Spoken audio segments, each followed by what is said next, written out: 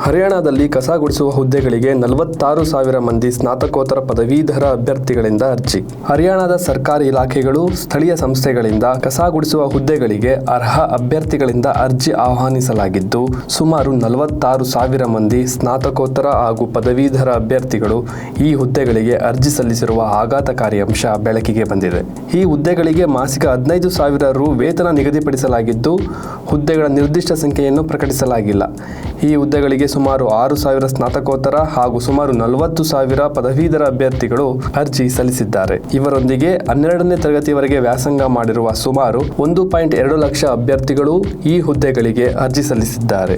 ಸರ್ಕಾರಿ ಹುದ್ದೆಗಳಲ್ಲಿ ಸ್ಥಿರತೆ ಇರುತ್ತದೆ ಎಂಬ ಕಾರಣಕ್ಕೆ ಅಸಂಖ್ಯಾತ ಉನ್ನತ ವ್ಯಾಸಂಗ ಮಾಡಿರುವ ಅಭ್ಯರ್ಥಿಗಳು ಅರ್ಜಿ ಸಲ್ಲಿಸಿರುವುದು ಕಂಡುಬಂದಿದೆ. ಮನೀಶ್ ಕುಮಾರ್ ಎಂಬುವವರು ಬಿಸಿನೆಸ್ ಸ್ಟಡೀಸ್ ಡಿಪ್ಲೊಮಾದೊಂದಿಗೆ ಸ್ನಾತಕೋತ್ತರ ಪದವೀಧರರಾಗಿದ್ದಾರೆ ಹಾಗೂ ಅವರ ಪತ್ನಿ ರೂಪಾ ಶಿಕ್ಷಕಿಯಾಗಿದ್ದಾರೆ. ಈ ಕುರಿತು ಪ್ರತಿಕ್ರಿಯಿಸಿರುವ ಮನೀಶ್, ಖಾಸಗಿ ಕಂಪನಿಗಳಲ್ಲೂ ಕೂಡ ನಾವು ತಿಂಗಳಿಗೆ ಹೆಚ್ಚೆಂದರೆ 10,000 ರು ವೇತನ ಪಡೆಯುತ್ತೇವೆ.